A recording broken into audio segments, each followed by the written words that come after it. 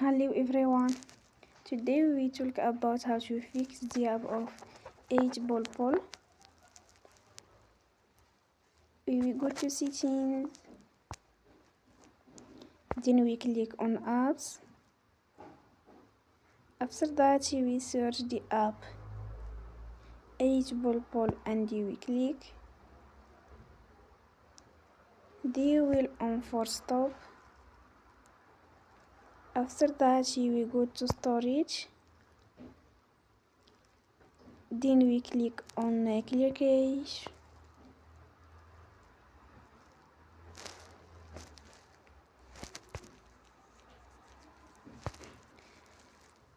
You will go to Play Store and you will update your app. Don't forget to support us by like and subscribe. See you next time and thank you for watching.